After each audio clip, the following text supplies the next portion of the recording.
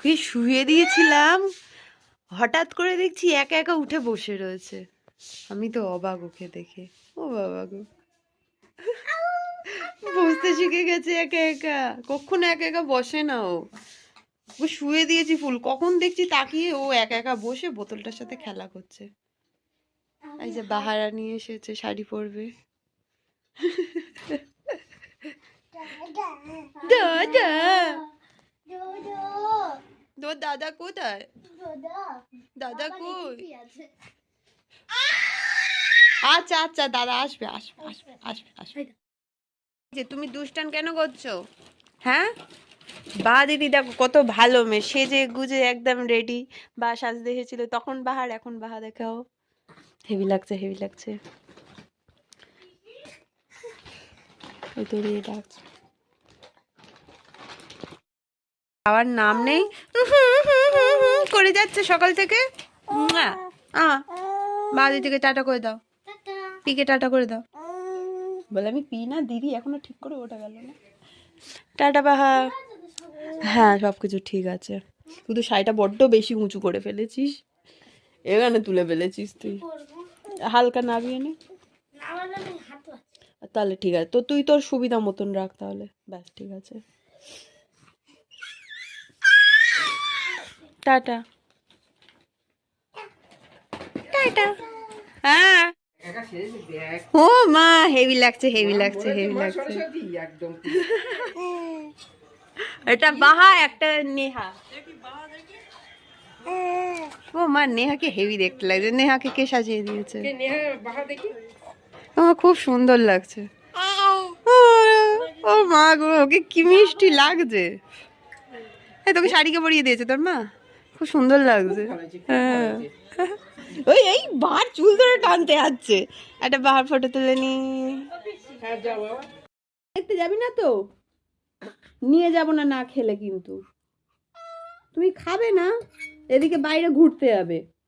হ্যাঁ করো, না খেলে আমি নিয়েই যাব না। ওই পিপিগুলো কি সুন্দর সেজে এসেছে, তুমি সাজবে তো শাড়ি টাই পরে এসো। আয় মিনি বিড়াল, মিনিকে ডেকে খাইয়ে দিই সব।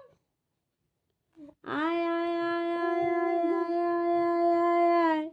আমার মিনি বিড়াল কই? মুখ ভর্তি করছে আমার মেয়েটা, ভগবান।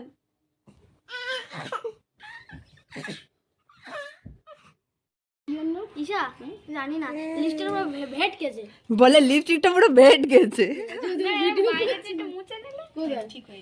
দাও একটু ঠিক করে দে। আরে ওই বেগুনে ঢাকা দিয়েছি। তোমার আর আমার ব্ল্যাক হয়েছে গো, এর ব্ল্যাক হয়ে গেছে। ভালো লাগছে। আমি নিজেই ভাবছিলাম একটা ব্ল্যাক পরবো। আগে সব সরস্বতী পূজা হলুদ শাড়ি পরতাম। এখন আর কেউ হলুদ বাসন যা হবে যাবি। হলুদ ভালো লাগে না পরতে। আগের বছর যা হবে না না, গায়ে মেখেছে ওইদিকে। আমার এই লুকটা খুব ভালো লেগেছে। ওই বাবা রে, বা নাকটায় কতটা কেটে গেছে বাবা। নাকের ভিতরটা সর্দি হয়েছে, নাক দিয়ে করতে করতে সামনে থেকে পুরো দেখি এরকম কাটার দাগ পুরো মেয়েটার। এসো টাটা টাটা।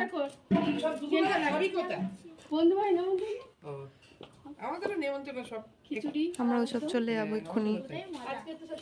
এসো টাটা।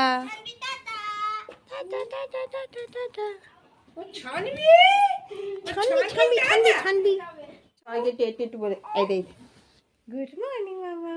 মামা good morning, good morning, good morning, good good morning, good good morning.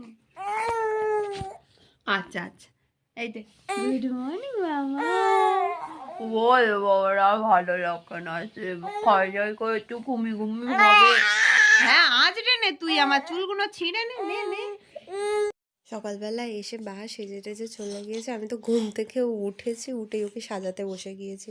মেয়েটাকে খাওয়ালাম, তারপর মনে পড়লো যে আমি ব্রাশ করি না। আমার হাফ দিন তো এখন ব্রাশ করার কথা মনেও থাকে না, মানে মা হওয়ার পরে মানে কত পরিবর্তন, খাওয়ার কথা মনে থাকে না, ব্রাশ করার কথা মনে থাকে না, নিজের কথা মনে থাকে না, শুধু সারাক্ষণ যেন বা মাথার মধ্যে বাচ্চার চিন্তা ভাবনাই আটকে রয়েছে।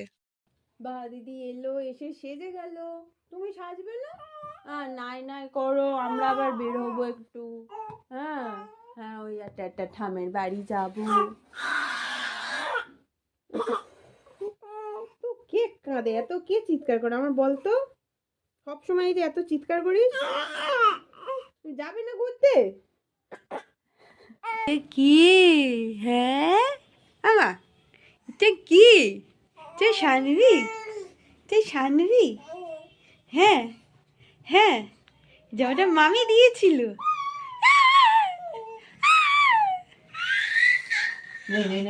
পিটুন নেই।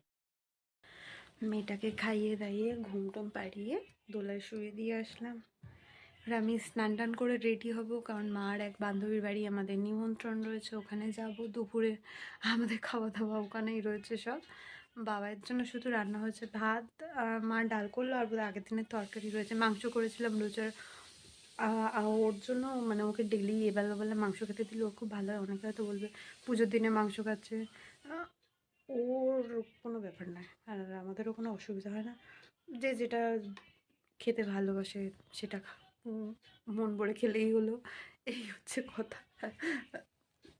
খেতে ভালোবাসে দেওয়া হয়। আর তার মধ্যে ছোটো বাচ্চা নিয়ে আমার পক্ষে তো পসিবল নয়। এবার মা উঠবে, ঘর সংসারে কাজ বাজ সারবে, নিজে স্নান টান করবে, পুজো দেবে কখন, আর ওর জন্য রান্নাবান্না কখন করবে, তাও তরকারি রয়েছে, হয়ে যাবে, আমাদের কোনো অসুবিধা হবে না। আমি স্নান টান করে তাদের রেডি হয়ে নিই, বকবক করতে গেলে অনেক বেলা হয়ে যাবে।